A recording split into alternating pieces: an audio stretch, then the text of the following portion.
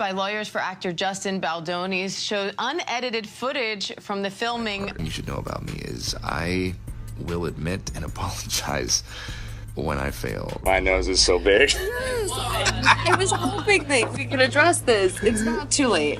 My money is on Blake Lively being wrong. For the first time ever, we've got access to secret text messages and voice memos that weren't even part of the lawsuit. These reveals expose shocking details about Blake Lively and Justin Baldoni's relationship. And trust me, it's wild. Plus, we've got some exclusive behind-the-scenes footage from the movie set, where Blake's actions completely contradict what she's saying in her legal complaint. Blake Lively might just be turning into Amber Heard 2.0. Time progressed in this film. She decided that she wanted to be a producer. She started to make edits. She wanted to be part of the editing team. There were people hired, like human beings actually hired to do the editing job, who had done work as editors. Now, what makes this drama even juicier is how Blake Lively tried to use her superstar connections, aka Taylor Swift and Ryan Reynolds, to put serious pressure on Justin Baldoni and Sony Pictures. Her plan totally backfired. Thing is just not making any sense. After working for this film for almost 2 years, together collaborating, text messages, voice memos, getting along, joking, we never had an issue before the break. And then after the break, suddenly there's this weird thing going on with all these demands. I met them at their place and Ryan blows up on me.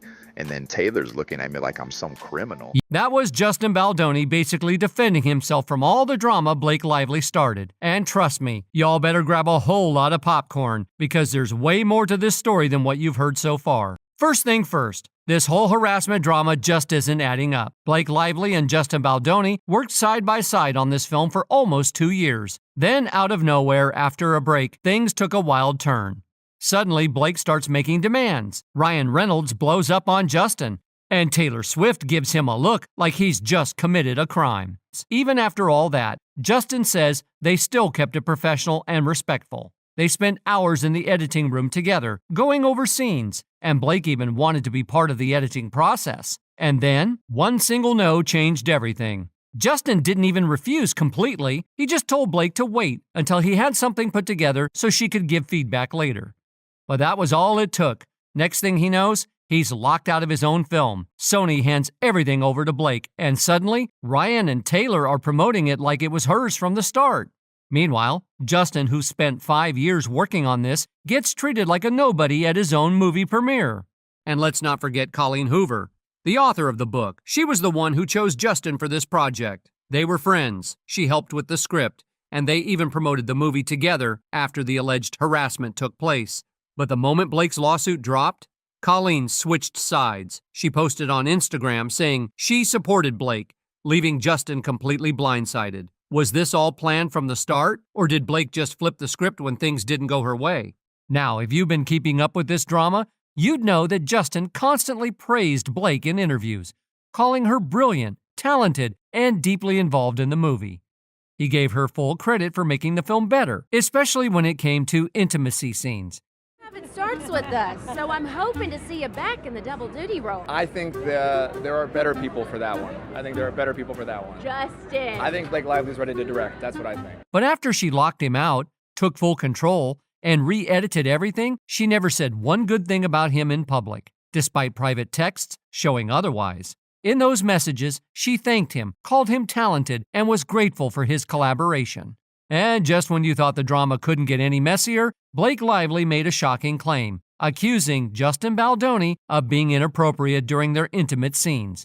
When the lawsuit first came out, nobody really knew what had gone down behind the scenes. All we had was Blake's accusation against Justin. There was no context, no proof, just her word. That is until Justin's legal team leaked the unedited video, and that's when everything changed. I'm so nosy. I know. I even think And just noses. my nose is so big. Yes. I was hoping that we could address this. It's not too late. Just gotta shut down. We gotta call an insurance month and just deal with that. And then, As you can see, Blake wasn't just acting in these scenes, she was deeply involved in directing them. In fact, at times, she even took on the role of an intimacy coordinator, making key decisions about how these moments should play out. And yet, her lawsuit later claimed that Justin was crossing the line, improvising, and kissing her too much. But here's the twist. Before they took a break from filming, they only had 2 kissing scenes. That's it. No extra off-the-cuff moments. Just 2 scripted scenes. Then after the break, things suddenly shifted. Blake came back with a list of new demands. She refused to meet with the actual intimacy coordinator before filming resumed, making her allegations even more suspicious. There's another key player, Colleen Hoover, the same Colleen Hoover who had once praised Justin's script and said it was perfect. Yet the moment Blake took control, Colleen switched sides and helped her re-edit the movie, cutting Justin out entirely. And now let's talk about Taylor Swift's unexpected role in all of this. When Justin was casting the actress for young Lily, he was the one who found her and pushed her to get the role. But guess who made the final decision? Not Justin, it was Blake and Taylor. Even the actress herself admitted that Taylor Swift gave the final stamp of approval. And despite Justin being the one who initially discovered her, his name was never mentioned in any of the interviews. well, I mean, this is all pretty much Blake's, styling. She's been my stylist. And then these are her shoes. Blake's shoes.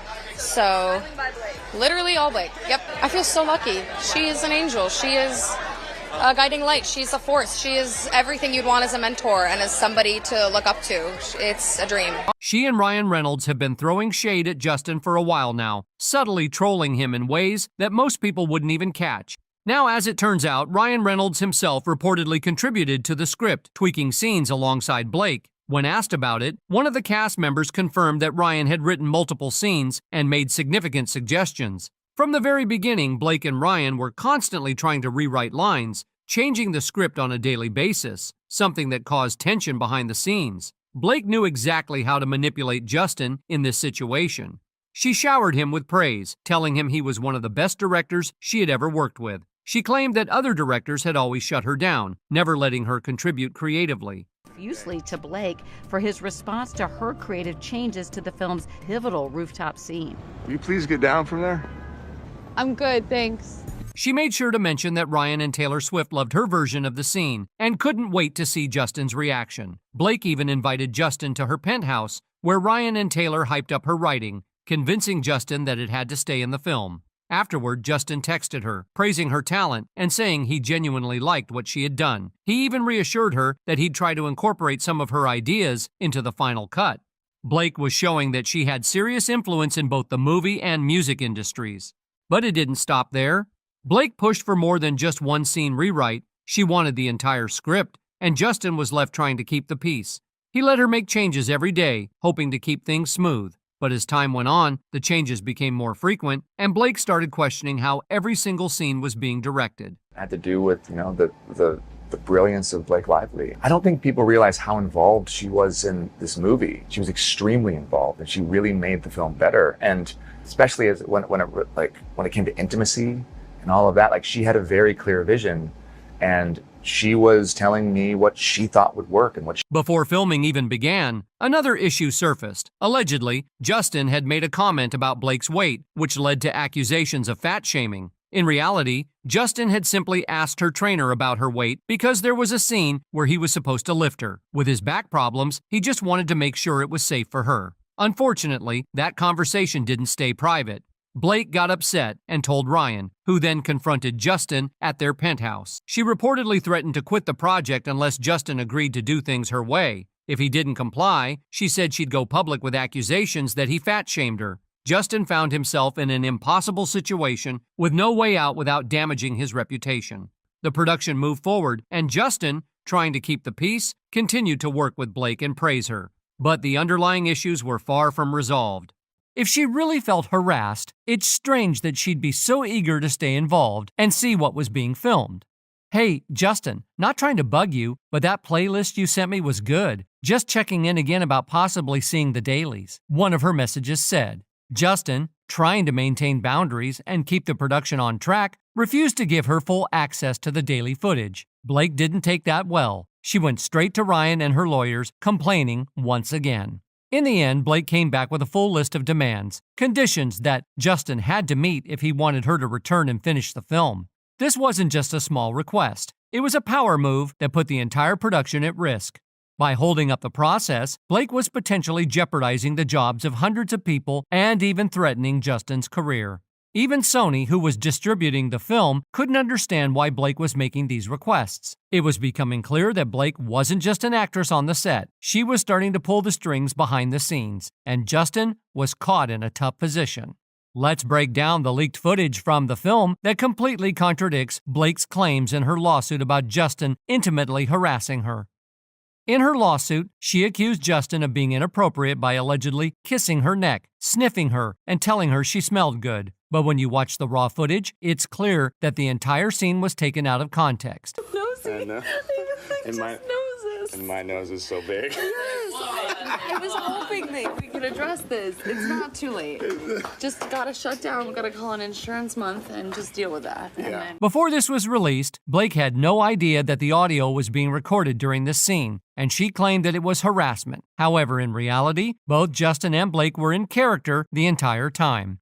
Blake herself had suggested that they speak to each other on camera to make the scene appear more romantic when shown in slow motion. It was all for the film, and they were joking around the whole time, not engaging in any inappropriate behavior. Their characters were just pretending to be romantic on screen, and there was nothing uncomfortable or out of the ordinary about it. In the clip, you can even hear them laughing and talking back and forth, completely casual and playful. They even joke about the script and their characters, making it clear that this wasn't a serious moment, just a part of the performance. There's no hint of harassment or inappropriate behavior from Justin. He's simply being romantic in character for the film.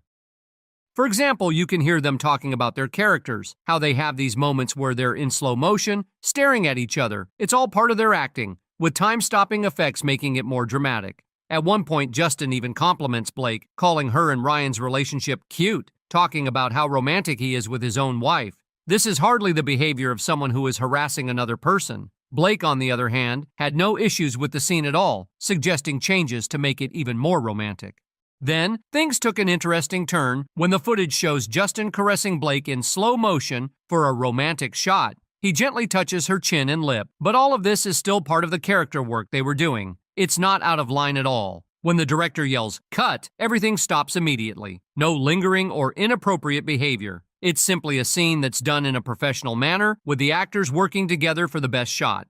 Blake even took control of the scene, requesting additional dialogue be added to make it appear even more romantic in slow motion. The scene originally had no talking, just Justin's character being romantic, but Blake wanted to add in some lines to enhance the effect. Justin agreed, and they filmed both versions, one with dialogue and one without, but when they were speaking as themselves, Justin never crossed any lines. He was always respectful, even joking about how cute Blake and Ryan's relationship was. Despite all of this, Blake went on to accuse Justin of harassment and body shaming. She manipulated Ryan into believing that Justin was a bad guy, which is crazy considering the two of them never worked together before. It seems like Blake convinced Ryan to believe her version of events, feeding him information that could shape his understanding of Justin. This led to the strange moment at the end of the film when Blake thanked Ryan Reynolds for playing Nice Pool, a character who's based on the Deadpool persona. Now this is where things get a bit interesting. Ryan had never worked with Justin before, so why would he base a character on someone he didn't know? It seems pretty clear that Blake played a major role in shaping how Ryan viewed Justin and how the character of Nice Pool was written. The jokes and references to Justin's body issues are no coincidence. In one instance, Ryan jokes about low bone density and having to keep his face safe, which feels like a dig at Justin's real-life back problems. This was the same issue Blake had used to accuse Justin of body shaming her earlier. So let's just break it down. Blake's accusations of harassment don't hold up when you see the full context of what was happening on set. She manipulated the situation, playing both Ryan and Justin against each other. And as for Justin, it's clear that he was nothing but professional throughout the filming process. In fact, he was trying to accommodate Blake at every turn, even when she was making unreasonable demands. In addition, Justin is known for his advocacy for women and his kindness off camera. He even has a podcast where he regularly talks about supporting women. So it's odd that Blake would be calling him a creep in her lawsuit. Interestingly, there's also talk about Justin already having the rights to the sequel. But if Blake manages to sway things in her favor, she might be able to direct the next film.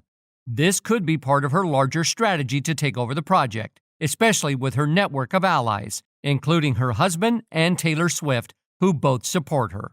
The drama reached new heights when Brendan, who plays Atlas in the film, posted on Instagram supporting Blake's lawsuit. He was vocal in defending her, which makes you wonder why he would pick her side over Justin's, especially after Justin had helped him land the role in the first place.